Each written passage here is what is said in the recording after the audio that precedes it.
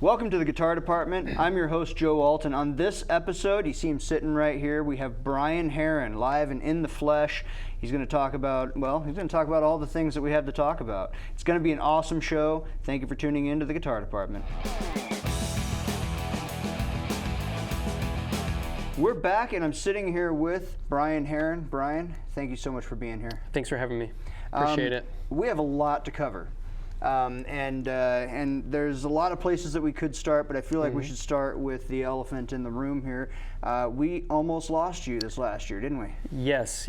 My wife and I, Megan, we were in a pretty bad car accident. It was on Interstate 35, and actually two of our cars got demolished, totaled, and we were both in the hospital. We lost two cars, yeah, and we were in the hospital overnight, both of us, and I had some medical complications that led to me not being able to drive medically for 6 months originally. Hopefully, my doctors have notes that have been submitted to the DOT. Hopefully they're going to let me drive a little sooner, because that's obviously hard to be a full-time musician when you can't drive. And so. You're still, as of now, you're still, 2 or 3 months away from being medically cleared to drive June again? 4th would be the day that I would be medically cleared, unless I can get it cleared sooner. And my wife and others, friends of ours and other bandmates of mine have graciously been driving me everywhere, but I'm not performing as much as I typically do.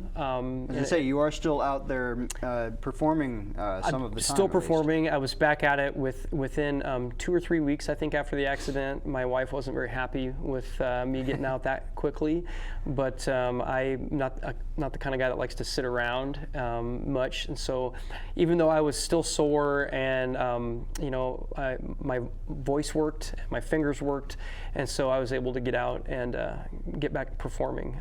Like I said, not quite as much as I normally do, but I'm just happy to be alive and be doing it. And yeah.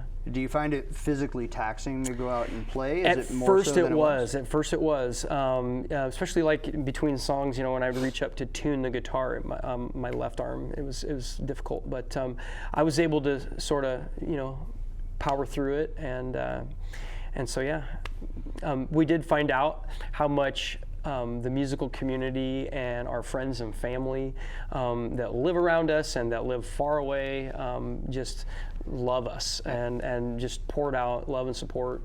We had people bringing meals to our house. We had a great friend of mine, Brian Vanderpool, and Chris Hansen, another great friend of mine, a bandmate of mine. They started a GoFundMe, and so anyone that gave to the GoFundMe, someday, hopefully I'll be able to make it up to you somehow, whether it be singing for you for free or just some way. But we just can't we can't express our appreciation enough to all the love and support that we got from that. So. Well, obviously, I can't speak for everybody who donated or who cares about you in general, but I think we're all glad that you're still here with us. A, just that you're alive and well, and B, that you're here and still able to make music, because that also is quite a loss. So what exactly what happened? What were your injuries? How did the car happen? Well, as far as injuries go, my wife had staples in her head. I actually had a seizure at the hospital after the accident. It was just bad weather, and we were getting pulled out of the snow, and then oncoming traffic ran into us. So you had gone off on a separate incident. You had gone off the road, and you were being towed out of that incident. And an oncoming car managed to take out both of your cars. Was the tow truck okay? I think, as far as I know. So yeah, we were. It was pretty crazy day. So I don't know all the details, but it was. We're just blessed to be alive and be able to still be here. So. Yeah, like I said, we're all glad that you're still here, and your wife too, for that matter. Thank you. Obviously, the community did show up in quite a bit of support for you guys, but nobody's quite there like a wife is. So Correct. I'm Correct. very happy that you guys are both here and still able to make this work. And you are still out there gigging. You're still out there making music for people. Yep. Like I said, not as much as I typically do in a year. I do this full time, so you know, certain weeks, sometimes I do 2 shows, sometimes I do 4 or 5, just depending on the week. And there's been a few less this year that I've really booked. Because of the restraint of not being able to drive, obviously, and just to sort of recuperate a little bit. But hopefully soon, especially in June, when I can for sure drive again, I'll be back at it, you know, 100%. So. And now, I want to back up a little bit more because you have a pretty interesting musical background to draw from in the first place. We talked a little bit about this off camera and indeed on camera a little bit ago, but you were you came up sort of as an opera singer. That's sort of how you sort of cut your teeth. That's right. Yeah, I was in music in high school, but when I first got to college, I went as a jazz drummer. As part of my scholarship, I was also, as we talked about earlier, a wrestler, a college wrestler, and that's what brought me to Iowa in the first place. And then at Simpson College was where I got my undergraduate degree. I was a jazz drummer. I sang in the choir, and they recruited me to sing in the operas because they said I had a loud voice, and I said, well, what is opera? I had no idea what it was. And for the next almost decade, it turned out that I was an opera singer, and so I sang for professional companies during and after grad school, and I did really big roles with little small opera companies and really small roles with big opera companies. So a lot of great experience. But it wasn't in the cards for me. I loved being part of operas, but my passion really lies in, I think, popular music, singer-songwriter kind of thing. I love writing music.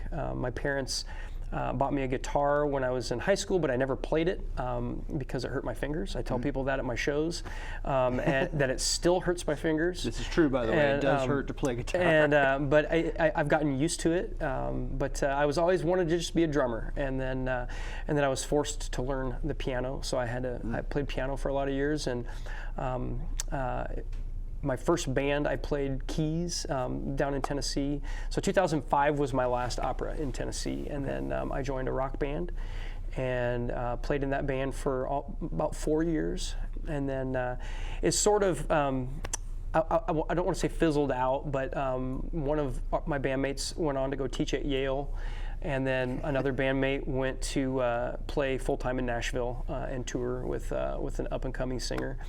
And so I moved back to Iowa and met Micah Wagner and Chris Rinaldo, and together with Fix Brown and Mike Woods, we started the band Decoy, and that was a long time ago. And our first show was at People's on Court, if you guys remember People's on Court Avenue.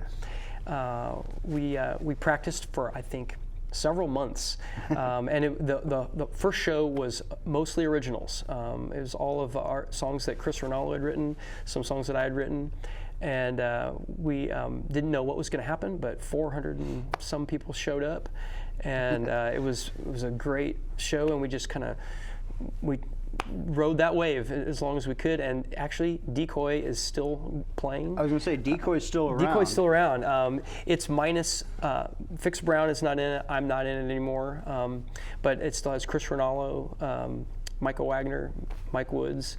They've added a few members in and out of Decoy since Fix and I left, but and you know, we're all still like brothers, and and so we see each other, you know, not quite as often, but yeah. And then in 2015, I started working full time for a church, and so I sort of started my own band.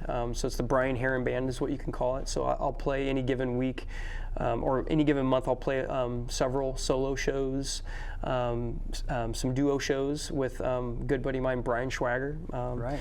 And then sometimes we'll get the full band out and play full band. You know, when COVID hit,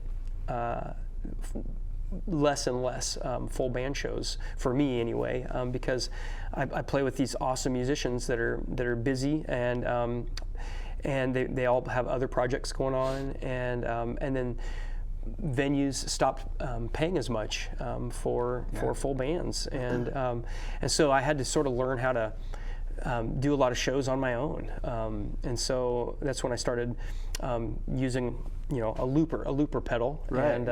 And so let's talk for a second about this. So we've got a little bit of a rig here. And very basic. It is a very small rig. You've got a tuner and a looper. You've got an EHX 720 there. Yep. Talk us through how you use this exactly. Okay. Yep. So I first go into my tuner, my stage tuner, and so and then I go into what's the TC Helicon. I use it for basic vocal harmonies. I've always been in great bands with great singers. My first band, we had 3 lead singers, and then Decoy, we had Chris Rinaldo, who's a phenomenal singer, and so we would share that responsibility, but we would always harmonize with each other. And so when I would do solo shows or even duo shows, I was missing that, and so I thought, what can I do to sort of add harmonies to what I'm doing? And so I got this TC Helicon, and it's very subtle. I don't overdo it because I don't like it to sound over digitized or whatever. And so I'll put just a slight harmony voice on there, and then I come out of there. I put my guitar into that as well, and so then I go into my looping pedal, and thank you for having me on the guitar department, but I am not the caliber of guitar player like of Brian Schwager or many of the guitar players you have on here. I consider myself very average, mediocre. I've just always surrounded myself around good guitar players that would help make me sound a little bit better. So playing solo shows at first really frightened me, especially if I was just going to use this guitar. And so I take a lot of what I can do well, and I add layers to it, and the looping pedal really helps with that, and makes my show sound makes me sound a little bit better than I am at guitar, and it also makes my show sound a little bit more interesting and a little bit fuller, and so. Would you give us a quick example of how you layer your playing as you go? So a lot of people, they'll start a looping pedal with like the rhythm, and as a drummer, that sounds like it would make sense for me to do that, but I typically like to play like a 4-measure sort of progression first before I add new rhythm. So I start with like just the line of one of my songs here. So it's.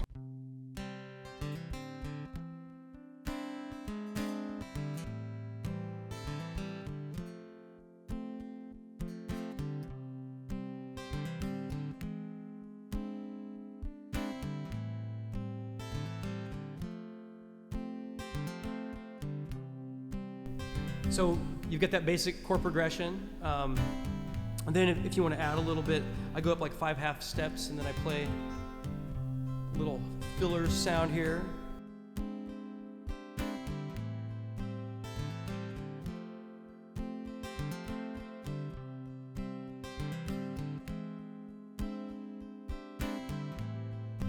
And then of course you got to add some rhythm, so I'll sort of simulate like a snare drum sound here.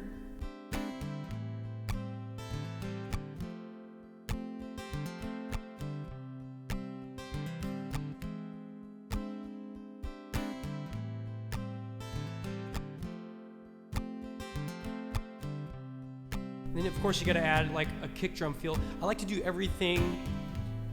I like to keep it simple, and every sound that I make with my looper, I like it to be made with this instrument. So a lot of people use like like pads and things like that, but I try to get creative and make every sound on the guitar itself. So like I'll muffle my strings here and sort of hit down here for a kick drum sound, like a.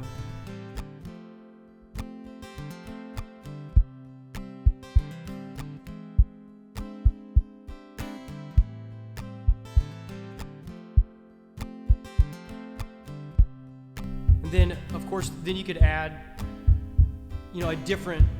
play the same progression in a different key. And so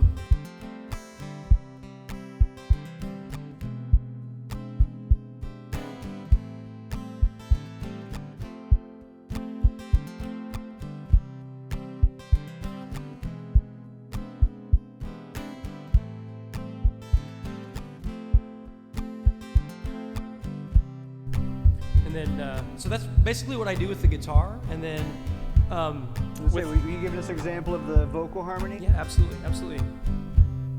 So I'll just do part of a chorus here. It's very subtle, so you have to really pay attention to hear the harmony, but there's a star up high in the sky, burning bright as it can be. I can only wonder if it's shining there for me. There's a star up high in the sky, burning bright as it can be.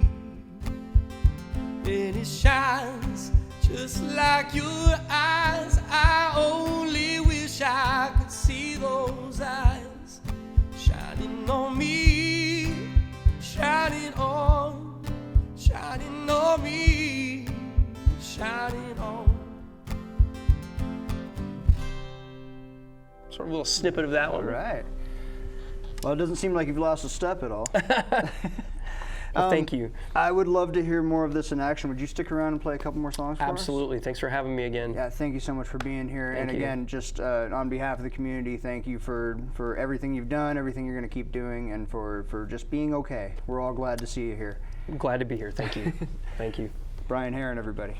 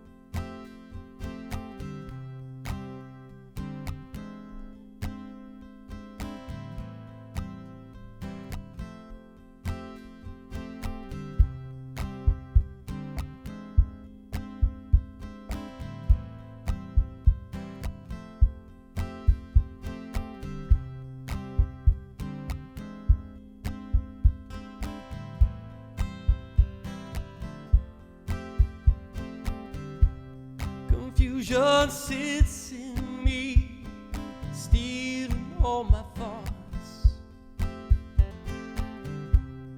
Stays in my mind, and now I am so lost. Everything is changed, and I don't know what to do. So I look up to the sky, and I'm still thinking about you. There's a star up high in the sky, burning bright as it can be. I can only wonder if it's shining there for me.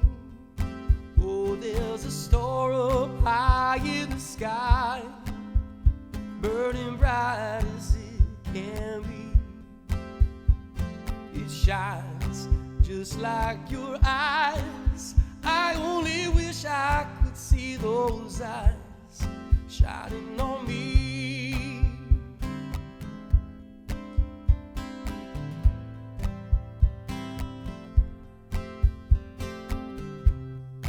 All of my friends say that it's time to move on and live.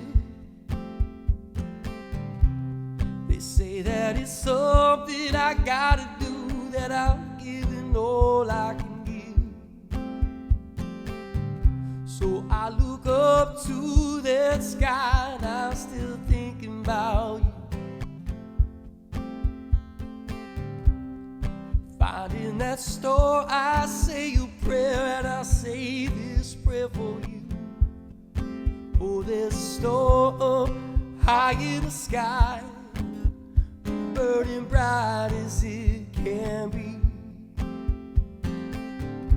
I can only wonder if it's shining there for me. There's a star high in the sky, burning bright as it can be. It shines just like your eyes. I only wish I could see those eyes shining on me, shining on, shining on me, shining on.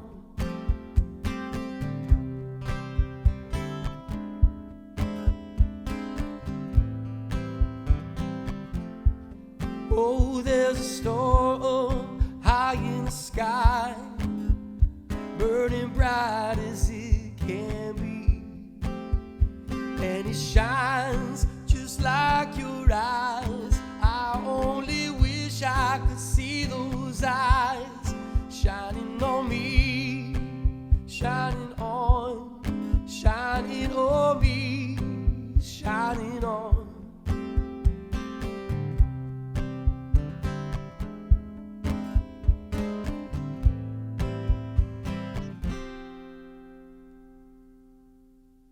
Well, thanks for tuning into the Guitar Department. I've been your host, Joe Alton. I want to thank my guest, Brian Herrin. Brian, thank you so much for being here.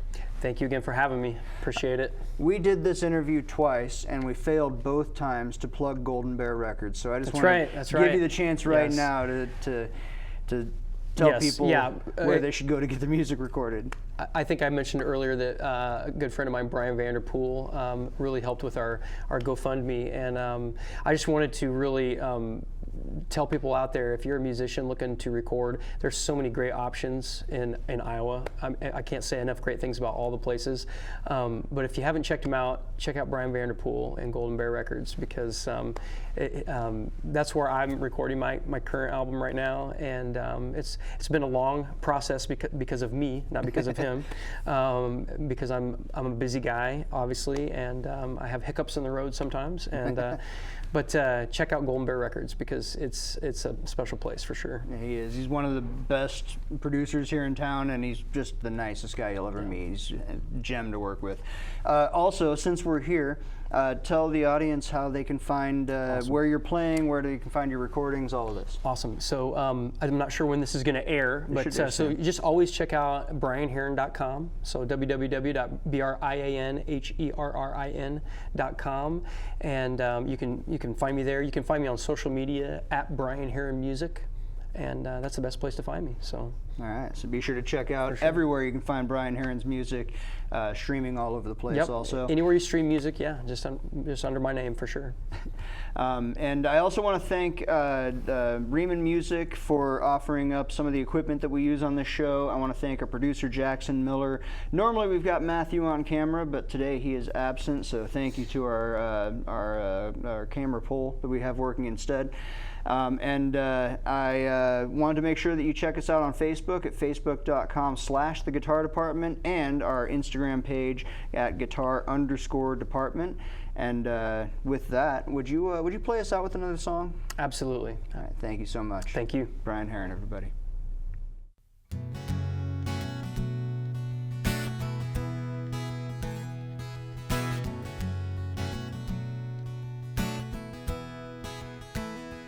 Well, I took that first train home from the city.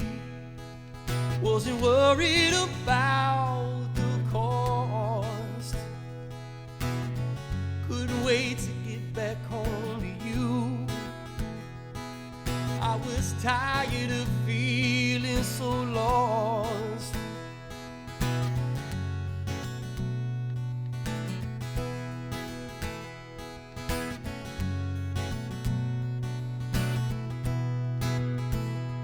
Well, it seems like we have been here before,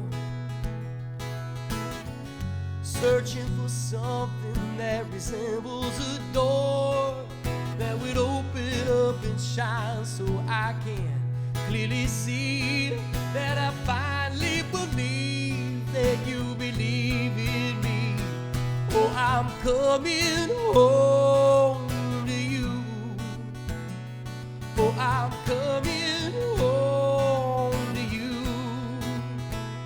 And I'm not worried what they say, this is true. Oh, I'm coming home. I'm coming home to you.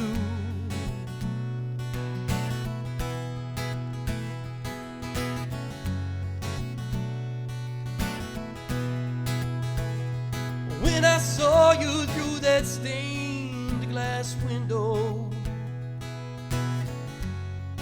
oh, I already knew